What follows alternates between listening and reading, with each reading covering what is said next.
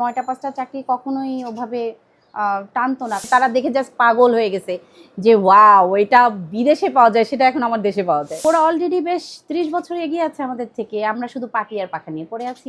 আমি যত বেশি যত্ন করব জিনিসটার কস্টিংটাও একটু বাড়বে। মাথার মধ্যে শীতল পাটি, তো শীতল পাটিকে আমি কিভাবে ব্যাগে পরিণত করতে পারি। আরে এইটা তো শীতল পাটি ব্যাগ, মানে সবাই সবাইকে ডেকে আনছে, দেখে যা এটা কোথা থেকে আসছে, এটা কিভাবে করলো আপু, এটা আমাদের দেশে হয়। তারা দেখে জাস্ট পাগল হয়ে গেছে যে ওয়াও এটা বিদেশে পাওয়া যায়, সেটা এখন আমার দেশে পাওয়া যায়। মেলা করতে গিয়েছিলাম পূর্বাচলে, 14টা ব্যাগ দেখে মানে ওখানে 1,500-2,000 মানুষ ছিল। আর ওখানে একটা এক্সপোর্ট জোন ছিল, অল্প কয়টা দোকান ছিল, মানে স্টল ছিল 10-20টা হবে, কিন্তু হাজার খানিক মানুষ সব স্টল ফেলে আমার স্টলের সামনে ভিড় জমে গেছে। একজন কাস্টমার আমাকে প্রায় 10-12টা 15টা ব্যাগ নামিয়ে ফেলেছেন। এখন আমি সবাই একটু বিরক্ত হন, কিন্তু আমার খুব ভালো লাগছিল যে উনি এত মানে ফ্যাসিনেশন, আপা আমাকে এইটা দেখেন না, আপা আমাকে ওটা দেখেন না, মানে খুব ইয়ে করছিলাম।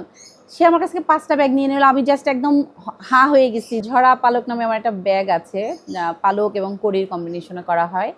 তো সেই সময়টা আমরা যে কড়িটা কাজ করতাম, সেই কড়িটা সামহাও বা ঘষা লেগে হোক, যেভাবে হোক, আমরা ওইটা মানে এমনভাবে সেট করেছিলাম, তারপরে পড়ে গেছিলো।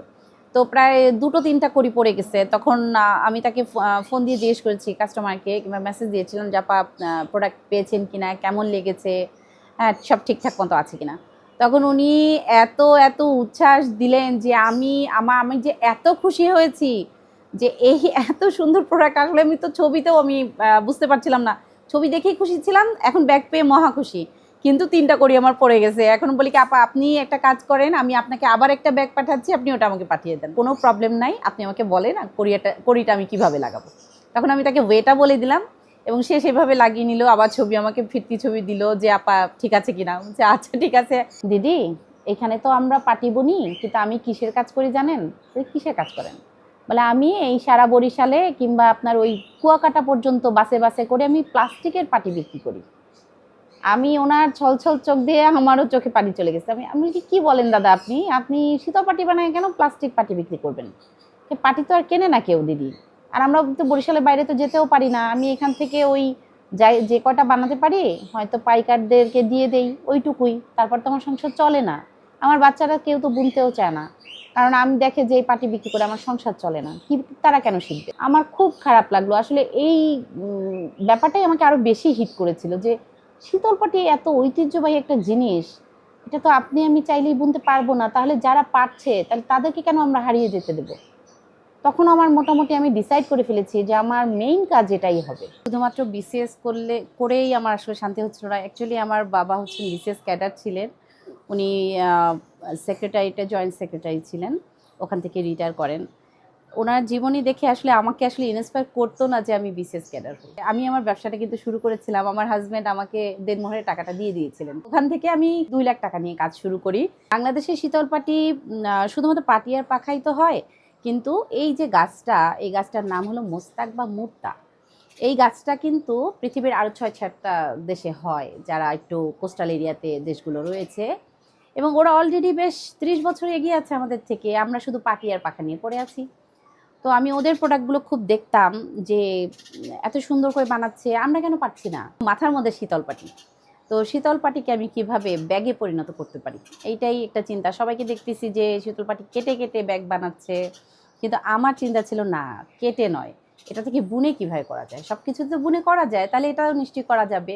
অনেকেই না পাটির কাজ বোনাটা একদম ছেড়ে দিচ্ছিল, এবং ওদের বাচ্চারা পাটি একদম বুনতেই চাচ্ছিল না। মানে ওর বাপ মা পর্যন্তই বলছে যে আমরাই করবো, এই ছেলে মেয়ে এগুলো করতেও চায় না, এটাই টাকা নেই পয়সা নেই, এই করে কি হবে।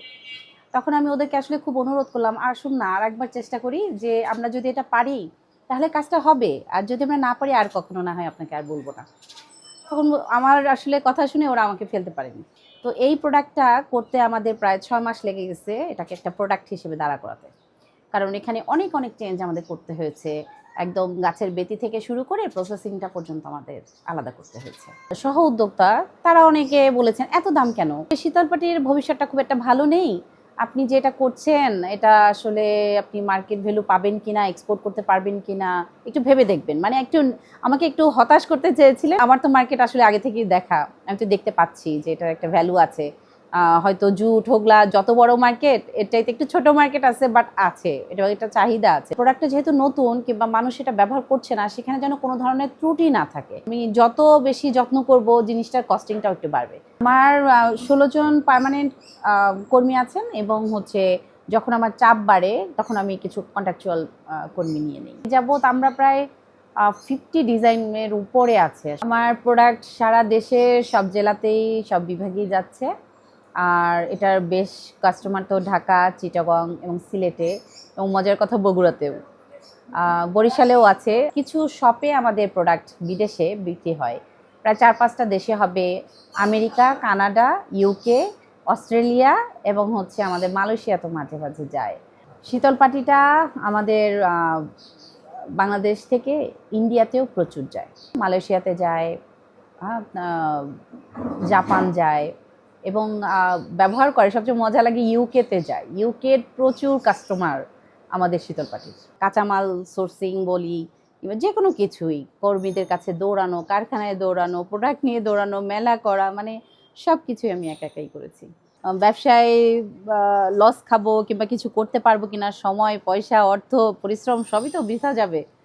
আরও একটা নতুন প্রোডাক্ট যেটার কোনো মার্কেট বাংলাদেশে অলরেডি নাই, একদমই নাই। ফ্যামিলি থেকে আমি বাধা যেমন পেয়েছি, আবার হেল্পও পেয়েছি। একদমও যে মানে করবো না সেরকমটাও বলেনি, মানে ঠিক আছে শুরু করো, দেখো চেষ্টা করে। আমার সাথে আসলে কেউই ছিল না, আমি একাই ছিলাম। তবে আমার প্রথম যখন জার্নি শুরু হয়, আমার সাথে আমার বাচ্চাটাও জার্নি শুরু করে।